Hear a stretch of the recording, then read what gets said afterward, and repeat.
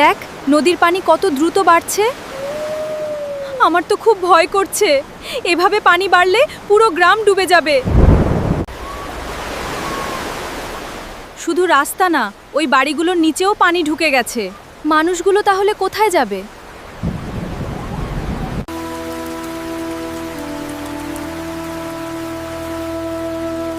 ওই বাড়ির ছাদে একটা পরিবার আটকে গেছে। আমাদের কিছু একটা করতেই হবে। আমার মাথায় একটা আইডিয়া এসছে। কি আইডিয়া? তাড়াতাড়ি বল। আমরা একটা বিশাল ভাসমান প্ল্যাটফর্ম বানাবো। প্ল্যাটফর্ম? হ্যাঁ, এর ওপর মানুষ আর পশু পাখি সবাই নিরাপদে থাকতে পারবে। সবাই বড় বাঁশগুলো এখানে নিয়ে আয়। এই যে আরও বাঁশ নিয়ে এসেছি।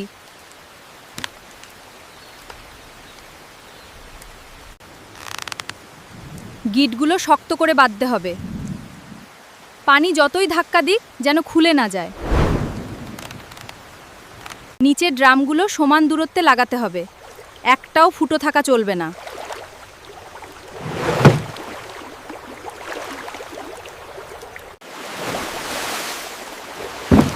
ওয়াও, সত্যিই তো ভাসছে। আমাদের প্ল্যাটফর্মটা পানির ওপর ভাসছে। প্রথম ঘরটা শিশু আর বৃদ্ধদের জন্য রাখি, আর মাঝখানে একটা বড় রান্নাঘর বানাবো। পশু পাখিদের জন্য আলাদা জায়গা দরকার। হ্যাঁ, ওদেরও নিরাপদ রাখতে হবে।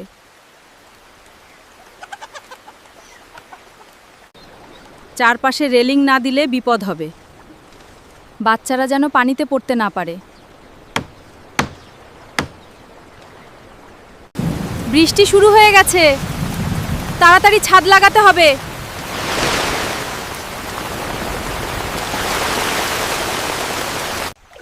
চালের বস্তা নিয়ে এসেছি। ডাল, আলু আর সবজিও আছে। এখন আমাদের ভাসমান আশ্রয় পুরো প্রস্তুত, কিন্তু মানুষগুলো এখনো পানিতে আটকে আছে। তাহলে উদ্ধার শুরু করি। ভয় পাবেন না, আমরা আপনাদের নিতে এসেছি। ধীরে ধীরে নামুন, আমরা ধরে আছি। আপু, আমরা কি নিরাপদে যাব? হ্যাঁ, ভয় পেও না, সবাই নিরাপদে যাবে। ওইদিকে একটা গরু পানির মধ্যে আটকে আছে। দড়িটা দাও, ওটাকেও তুলতে হবে।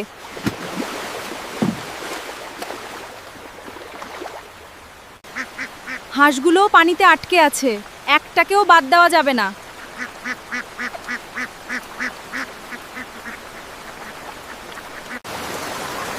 সবাই লাইনে দাঁড়ান। শিশু আর বৃদ্ধদের আগে উঠতে দিন।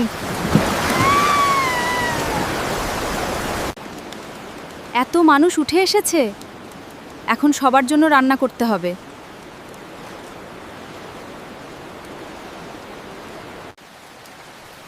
সবাই ধীরে ধীরে খাবার নিন। অনেকক্ষণ পর পেট ভরে খাবার পাচ্ছি।